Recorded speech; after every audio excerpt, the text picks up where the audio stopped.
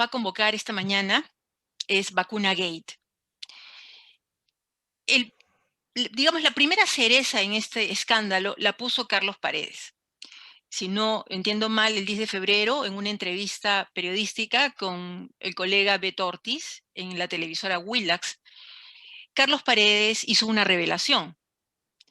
Citando fuentes diplomáticas chinas, dijo que el vacado presidente peruano Martín Vizcarra había sido vacunado de forma indebida. Vamos a hablar en estos minutos que tenemos con Carlos de ese tema, del perfil de Martín Vizcarra, que ha sido gobernante del Perú, pero también quisiéramos hablar sobre el ejercicio periodístico en nuestro país, en Perú, el ejercicio de los periodistas. ¿Cuál es la situación del periodismo peruano? Carlos, empecemos por esta revelación que tú nos hiciste a través del programa de Beto Ortiz. Tus fuentes a este punto las calificamos de muy buenas, pero coméntanos un poco más. ¿Quién es Martín Vizcarra realmente? Mira, nosotros estábamos haciendo una investigación periodística que recorre precisamente toda la vida pública de Martín Vizcarra. Él empieza como funcionario público hacia 1989, al final del primer gobierno aprista, colocado por su padre, que era un prominente dirigente del APRA del sur del país. Había sido constituyente del año 79, así que tenía muy buenos contactos con la cúpula del APRA en ese momento, y lo coloca como director ejecutivo de un proyecto importante en Moquegua que se llama Pasto Grande. Ahí también tiene un caso que luego se investiga como supuesto soborno o corrupción, que es la construcción de un túnel que, solo para ponerte un indicador, estaba presupuestado en 16 millones de dólares y terminó costando 64. Lo construyó un consorcio que lo dirigía la empresa JJ Camet, que era, como sabemos, la constructora del exministro de Economía Jorge Camet Dickman en el fujimorismo. Luego, él se inserta en la dirección o directiva gremial como decano del Colegio de Ingenieros de Moquegua.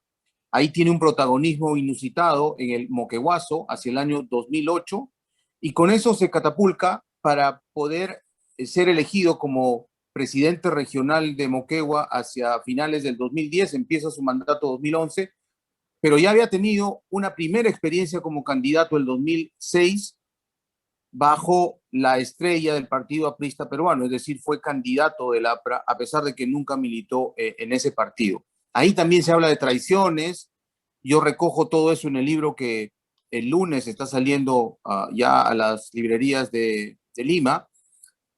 Y en ese recorrido nos encontramos con su presidencia, reemplazando a PPK, que tuvo que renunciar en medio de este escándalo de gobernabilidad y de acusaciones que tenía, que le alcanzaron en la trama Odebrecht. Y empezando a investigar el tema del manejo de la pandemia, es que tenemos la información de dos fuentes. Primero, diplomáticas chinas, como tú has señalado, de que había llegado al Perú una dotación de 3.200 vacunas en fase de experimentación, y que de ahí él y su esposa habían sido vacunados. Pero también tuvimos información de funcionarios dentro del Palacio de Gobierno que nos decían que efectivamente, en un círculo muy cerrado de colaboradores de Vizcarra, esto era un rumor que corría la vacunación de él y de su esposa. Así que agudizamos nuestro trabajo de periodismo de investigación. Pudimos conversar con exministras de Vizcarra, incluso con policías que eran del primer círculo de su seguridad personal, y ellos nos confirmaron que en varios viajes al interior, Vizcarra se descuidaba de los protocolos de bioseguridad que tanto explicaba en la televisión. Salía sin mascarilla, dejaba que la gente se le acerque a menos de 1 metro de distancia, etcétera. Y cuando la seguridad le decía: presidente, tenga cuidado o no dejamos pasar a las personas, él pedía que no lo hagan porque ya estaba vacunado, ¿no? Él lo decía. Así que tuvimos el testimonio de dos colaboradoras muy cercanas de Vizcarra que nos confirmaban esto. Obviamente nos pidieron no identificarlas por razones obvias. Y al final, investigando quién era el doctor responsable de la vacuna de Vizcarra, dimos con el doctor Málaga, encontramos que había ingresado 3 veces a Palacio de Gobierno, aunque 2 no decía que iba a ver al presidente, sino a un funcionario de segundo nivel. Lo llamamos al doctor Málaga y él no pudo negar esta información y lo único que nos dijo es que no podía confirmar ni negar porque si no estaría resolviendo nuestro dilema. Para nosotros como periodistas, esa respuesta era la confirmación plena de la información que habíamos tenido de fuentes confiables, ¿no? Así que decidimos ir al programa de Beto Ortiz en Willax para lograr la respuesta de Vizcarra porque en nuestros pedidos internos de entrevistas con él había sido simplemente imposible. Esa fue la segunda etapa de la investigación, hacerlo público para generar la respuesta del presidente Vizcarra. Exactamente, Carlos. Y tú forzaste esa respuesta. ¿Y cuál fue la respuesta del expresidente Vizcarra? La conocemos Gloria, todos ya. el presidente mintió y volvió a mentir de manera cínica, ¿no? Dijo que había sido un valiente voluntario de esta prueba de fase 3 de Sinopharm en Lima, en el Perú, y después incluso llegó a decir que él tenía su cartilla como voluntario y ha quedado desmentido palmariamente, no solo por la Universidad Cayetano Heredia, sino el propio doctor Málaga, que ha comparecido ante una comisión de fiscalización del Congreso hace algunos días, ha dado detalles que dejan pues a Vizcarra ya con una mentira patológica que se va repitiendo a lo largo de su carrera como político y sobre todo en los meses en que estuvo en la presidencia, ¿no? Muy bien. Carlos, tenemos una suma de varios hechos en el país. Por un lado está el expresidente Vizcarra con todo su afán de no decirnos la verdad. Por otro lado están 2 ministras del actual gobierno del presidente Francisco Sagasti, la señora Pilar Macetti y la señora Elizabeth Astete, ambas en la cartera de salud y la Cancillería. También nos han mentido. Esto ha generado una crisis que al parecer el presidente Sagasti no logra medir, ¿no?, en su real magnitud. Estamos frente a una crisis política gravísima en el país. ¿Qué debería hacer el presidente Sagasti? Porque ya sabemos que el expresidente Vizcarra va a tener que enfrentar la justicia por un lado, va a tener que enfrentar eventualmente las acusaciones constitucionales en el Congreso, está frente a la opinión pública, a pesar de que es candidato al Congreso de la República por el partido Somos Perú en las elecciones del 11 de abril. Pero en este gobierno, el presidente Sagasti, Carlos, con la experiencia que tú tienes, con las coberturas que has hecho, con toda la crisis política que has podido tú hacer coberturas, ¿qué debería hacer el presidente Francisco Sagasti? Mira, el presidente Sagasti, como lo ha reiterado varias veces, está presidiendo un gobierno de emergencia y de transición. Y él heredó gran parte de los funcionarios que dejó Vizcarra.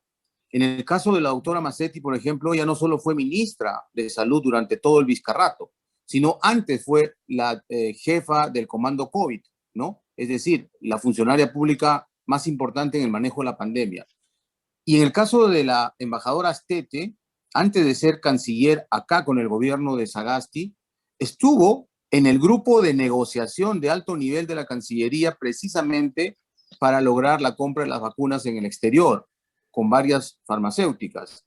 Y yo llamo la atención ahí porque este escándalo que le hemos llamado Vacuna Gate nosotros, no solamente es un tema de, digamos, de vacunas por fuera, sino sobre todo, acá hay un indicio, yo diría muy razonable, de que había un negociado millonario, porque el Perú es el único país, de la región por lo menos, que no cerró contrato con ninguna farmacéutica internacional, ya sea Pfizer, ya sea Johnson Johnson, AstraZeneca, Y se lo preguntamos a etcétera. Macetti en su momento. ¿Y qué dijo la señora Macetti? Que por un tema de soberanía Que nacional. sí, mira, imagínate, O sea, nos han tomado eso, el pelo permanentemente. y yo no creo que solo haya sido displicencia de los funcionarios públicos. Aquí estamos hablando que por lo menos hemos pagado 4 veces, algunos dicen 7 veces más por la vacuna china, siendo que tiene una efectividad o una eficiencia del 75%, Pfizer tenía encima de 90, 95%, pero no solo es eso, sino la oportunidad de la llegada de la vacuna. Mientras más días se ha demorado la vacuna para, por ejemplo, nuestros médicos y enfermeras de la primera línea, se han generado más muertes. Entonces, aquí estamos hablando no solamente de un festín de vacunas por fuera, vacunas VIP, etcétera, sino estamos hablando de un negocio pingüe que se habría hecho a costa de la vida de los peruanos. Yo creo que esa es la magnitud y el tamaño de lo que estamos viendo como vacuna gate. Muy bien. Carlos, cuando tú escuchas a la presidenta del Consejo de Ministros del actual gobierno, la señora Violeta Bermúdez, decir en conferencia de prensa hace 2, 3 días que no sabe dónde están las vacunas chinas que llegaron en los cargamentos señalados por la prensa, ¿qué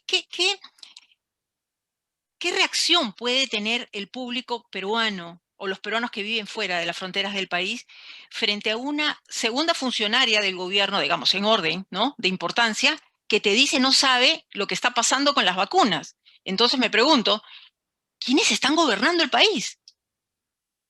Mira, entonces no solamente hay displicencia y yo diría irresponsabilidad supina, sino aquí estamos hablando de un mercado persa, donde entran muestras gratis, se festinan, se distribuyen como les da la gana, y al final de cuentas, la plata de todos sirve para comprar vacunas carísimas que llegan tarde y en el interín se siguen muriendo los peruanos. Esa es la gravedad de este asunto. Y yo creo que cuando, retomando tu primera pregunta, el presidente Sagasti tiene que de inmediato poner orden en casa. Él ha dicho que no le va a temblar la mano para nada. Bueno, que demuestre. Esta es la oportunidad para demostrarnos que no le va a temblar la mano para nada y que tenga que hacer las medidas del Ejecutivo que tenga que hacer, destituir gente, transparentar listas, pedir que el Ministerio Público intervenga de inmediato. Eso le corresponde como jefe del Estado, porque ya los peruanos estamos cansados de tanta corrupción y sobre todo de tanta impunidad, ¿no? Porque tenemos todavía un expresidente que sigue diciendo que fue un valiente voluntario y continúa como candidato al Congreso de la República. Eso realmente es increíble. Uh-huh. Hay un debilitamiento de las instituciones, Carlos. Es evidente. Tenemos un Jurado Nacional de Elecciones que, digamos, en teoría es el máximo ente electoral del país, pero un Jurado Nacional de Elecciones que está metido también en otro escándalo que ha sido tapado a su vez por la vacuna gay. El Jurado Nacional de Elecciones en estos momentos mantiene, digamos, sotoboche lo que ha pasado con respecto a la candidatura, a la postulación de Martín Vizcarra. Él, según lo que sabemos, no debería seguir en carrera, pero el presidente del Jurado Nacional de Elecciones ha permitido que esté pasando lo que ha sucedido, que están avalando esta postulación a pesar de que es irregular. Por un lado, para seguir con el tema del debilitamiento de las instituciones, ¿confías en la Fiscalía de la Nación? La fiscal de la Nación, Zoraida Ábalos, es una mujer muy cercana a Vizcarra. Mira, yo tengo mis dudas con la fiscal de la Nación porque sé como periodista investigador que su nombramiento ha tenido mucho que ver con el poder del expresidente Vizcarra. Tengo mis dudas sobre ella, pero sí tengo confianza en algún nivel del Ministerio Público. Creo que hay fiscales probos, fiscales honestos y sobre todo comprometidos con su trabajo, que ellos son los titulares de la acción penal, es decir, ellos tienen que investigar y mostrarnos la carga de la prueba si es que hubiese en estos actos delincuenciales. Lamentablemente, por la investidura del expresidente, la única que puede hoy investigarlo es la fiscal de la Nación. Entiendo que tiene un equipo de gente y yo la emplazaría a que nos demuestre a todos los peruanos que estamos equivocados cuando dudamos de ella, haciendo una investigación prolija, proba, independiente y que en el breve plazo nos muestre los hallazgos de su investigación y que sea público para que los expertos analicen de qué se trató ese trabajo y que esto sea transparente para todos los peruanos, ¿no? Carlos, hablemos sobre el periodismo en nuestro país. Considero, como varios colegas, que esto se pudo haber evitado si la prensa hubiese hecho su trabajo en su momento. Las denuncias contra Vizcarra no han empezado contigo ni hace un mes. Las denuncias contra Vizcarra las conocemos desde hace mucho. Y soy también de las que piensa que el señor Vizcarra disolvió el Congreso, forzó el cierre del Congreso para evitar esa investigación que se hacía contra su hermano César y contra él mismo, porque iban a llegar a lo que ya estamos sabiendo, y estamos conociendo. Entonces, ¿a qué voy?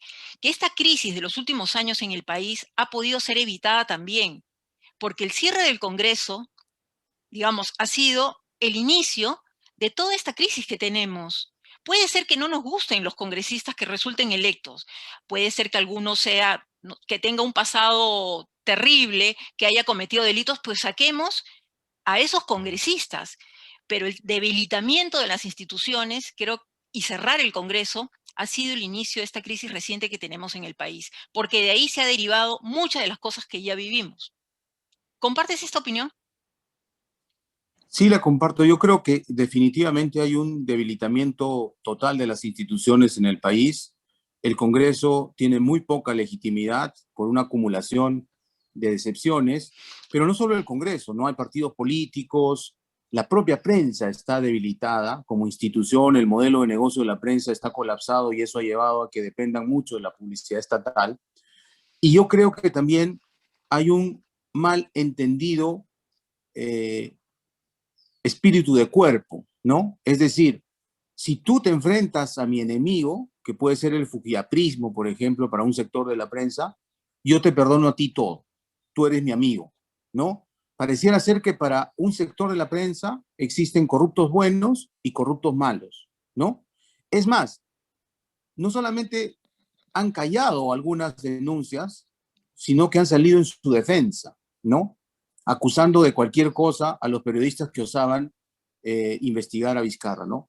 Haciéndoles bullying mediático, ya no voy a decir el tema de redes, pero hay, por ejemplo, una señora que es abogada que se irroga el papel de periodista, bueno, yo creo que es opinóloga, ¿no? Hace un monólogo todos los días de 10 minutos. Ella no ha entendido de qué se trata el periodismo, ¿no? Y yo creo que no lo va a entender, ya varios años está en esa misma rutina. Y yo ahí he acuñado y lo explico en el libro porque también he analizado el papel de la prensa, que como tú dices, en parte es responsable del crecimiento de este personaje siniestro. Yo hablo ahí del periodista moral, es decir, aquel que invade este oficio, que García Márquez decía que era el mejor oficio del mundo, sin entender de qué se trata el periodismo. El periodismo es un trabajo de servicio público que consiste simplemente en ser intermediarios entre un hecho que se constituye noticia y la gente. Y los periodistas tenemos un método de trabajo. Los políticos nos pueden dar su versión y nosotros no podemos repetir esa versión como papagayos. Ser caja de Tenemos que hacer el resonancia, cruce, nada más. Caja de por resonancia supuesto. del Tenemos político que me que cruzar conviene. la información. Ujú. Entonces, cuando tú dices, no van a indultar a Fujimori porque el presidente me lo ha dicho, o estás pecando de ingenua, o nunca has entendido qué se trata el oficio de periodismo. Yo creo que es lo segundo, porque nunca han hecho periodismo. Creen que hacer periodismo es entrevistar personas. Eso no es hacer periodismo. Hacer periodismo no es tener una columna audiovisual o escrita cada semana o cada día. Eso no es hacer periodismo, eso es libertad de expresión, todos lo tenemos. El periodismo es otra cosa. El periodismo profesional supone ciertos rigores. Y eso es lo que no se ha entendido en un sector que lamentablemente ha sido el hegemónico en la prensa en los últimos años. A mí me gustaría ahondar más en lo siguiente, Carlos. ¿También no consideras que es un tema y casi lo has dicho, de medios de comunicación que viven de la publicidad estatal y que utilizan, bueno, a quienes se dejan utilizar, a periodistas para atacar, ¿no? Al político que no nos gusta o defender al que sí nos gusta? Estas personas que estás mencionando realmente han sido serviles, hay que decirlo en esos términos, han sido serviles a los gobiernos de turno y no son periodistas. Se pueden autoproclamar, pero como tú bien lo dices, no son periodistas. Y tú eres maestro universitario. Hay generaciones de periodistas que están formando. Y esa es una preocupación que yo sí tengo sobre los jóvenes periodistas, porque esos modelos, entre comillas, no los pueden seguir, no los pueden replicar. Y como esta señora, hay muchas otras personas que se autoproclaman periodistas por entrevistar, pero como tú dices, son opinólogos, tienen columnas, pero no son periodistas. Y este es un problema que vemos en los medios de comunicación diariamente. Escuchamos incluso a personas que tienen formación periodística, que tienen formación ética, servir a políticos de turno. Ya ni siquiera digo corruptos, a cualquier político. No podemos servir a los políticos. No podemos servir a los políticos, y lo hablamos con Alfonso Baella en una entrevista pasada. ¿Qué esperas? ¿Qué expectativa tienes, Carlos? ¿Crees que este sea un punto de quiebre hacia una mejor situación en el país? Porque siempre lo decimos, analizamos el tema de la ética de los políticos, pero desde el 2000 que cayó Fujimori y su gente, hay mucha gente que se ha autoproclamado la reserva moral del Perú, ¿no? Los autoproclamados líderes contra la corrupción. Y vemos lo mismo. ¿O es que ha cambiado algo el Perú en los últimos 21 años? Gloria, yo creo que lamentablemente la corrupción es la otra pandemia silenciosa que no hemos podido todavía vencerla, ¿no? Pero sí también creo, pensando en el futuro, pensando en nuestros hijos, pensando en nuestros nietos, que quizá este sea un punto de inflexión. El año de la pandemia, que ha sido muy dramático, muy doloroso, con mucha muerte, tengo la esperanza que va a ser el punto de inflexión, el parteaguas, para voltear esa tuerca perversa de nuestra historia y decir, hasta aquí nomás. Y siento, porque tengo muchos alumnos jóvenes, como tú dices, que tienen otro pensamiento y que van a actuar en consecuencia como ciudadanos, porque ser ciudadano no significa solo ir a votar cada 5 años, sino conocer primero tus deberes y tus derechos y después ejercerlos en consecuencia. Así que yo creo que hay una generación de peruanos, estoy hablando de los chicos adolescentes, universitarios, que ya no se van a comprar fácilmente este cuento de los politicastros y vamos a actuar como ciudadanos, porque yo creo que ya no debemos confiar en nuestros políticos, nuestros líderes. Tenemos que actuar como ciudadanos y los ciudadanos organizados son una fuerza muy fuerte y además creo que a partir de todos estos descubrimientos vamos a tener más cuidado también a la hora de elegir, ¿no? Vamos a ser corresponsables de ese poder que le damos, de ese mandato que le damos a esta gente y seguirlos más de cerca. Felizmente que ahora la tecnología, las redes sociales, los smartphones nos permiten tener mayor transparencia y creo que eso nos puede augurar en un proceso lento, pero al final progresivo, en construir eso que estamos buscando hace 200 años y que lamentablemente no lo hemos conseguido, hacer una república de verdad. Muchísimas gracias, Carlos. Gracias por tu tiempo. Gracias también por ese mensaje esperanzador, ¿no? Porque finalmente la esperanza es lo último que muere. Tenemos un país grande, pero nos faltan esos grandes líderes. Ojalá que salgan de estos jóvenes, ¿no? Que empiezan también a hacer política. Pero lo que nos corresponde a nosotros, periodistas, es hacer nuestro trabajo con transparencia, con honestidad. Finalmente, como tú dijiste, y lo dijiste bien, es un servicio a la sociedad. Muchísimas gracias, Carlos. Finalmente, solo quiero que anuncies cuándo va a estar a la venta tu libro, cómo se puede adquirir fuera de las fronteras de nuestro país, del Perú. Creo que también hay una versión digital. Sí, mira, el libro para Perú ya está a la venta en línea en todas las páginas web de las principales librerías, Crisol, Virrey, Sur, Comunitas, Ibero, SBS, por ahí me estoy olvidando alguna más, El Buen Salvaje, todas están vendiendo el libro online y Planeta ha querido premiar a los lectores que compren con anticipación porque el libro sale al 26 con un 30% de descuento. Para los peruanos que viven fuera y que probablemente nos escuchen en esta plataforma, va a estar en Amazon y también en Apple. Así que pronto lo van a tener en versión digital disponible también. Muchísimas gracias, Carlos. Hasta la Gracias próxima a ti, entonces. Gloria. Que Hasta la estemos bien. próxima. Un abrazo. Gracias. Muy bien, terminamos una edición de nuestro programa. Esperamos que nos hayan acompañado a lo largo de esta entrevista y tenemos muchísimo más que ofrecerles en las próximas ediciones. Hasta la próxima, amigos.